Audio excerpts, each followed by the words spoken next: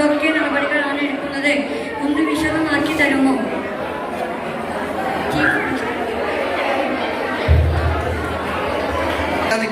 ലഹരി മുക്തമാക്കാൻ എന്തൊക്കെ പരിപാടികൾ ഇവിടെ നടത്തുന്ന ഫസ്റ്റത്തത് വിമുക്തി മിഷൻ, രണ്ടാമത്തത് നോ ടു ഡ്രഗ്സ്, പിന്നെ അടുത്തത് ബോധവൽക്കരണ ക്ലാസ്സുകൾ, പിന്നെ ഓരോ സ്കൂളിലും കൗൺസിലർമാരെ വെച്ചിട്ട് ഓരോ കുട്ടികളുടെയും ഭാവി നോക്കുന്നത്, ഇതൊക്കെ ചെയ്യുന്നുണ്ട്.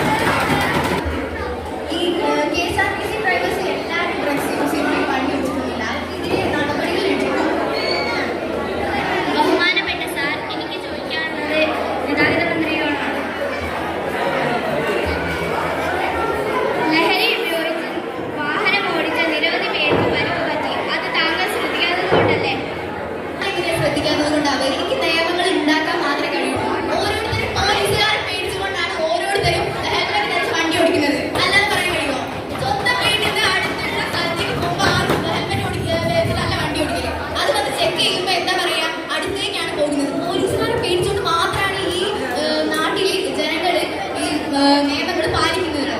അതുപോലെ തന്നെ ഈ ഓരോരോ സ്ഥലത്തും ചെക്കിങ് നടക്കുന്നുണ്ട്, മദ്യപിച്ചിട്ടുണ്ടോ ഇല്ലയോ എന്നുള്ളത്. അങ്ങനെ ചെക്കിങ് നടന്നിട്ട് കണ്ടുപിടിക്കുന്നവർക്കെതിരെ ശക്തമായ നടപടി എടുക്കുന്നുണ്ട്.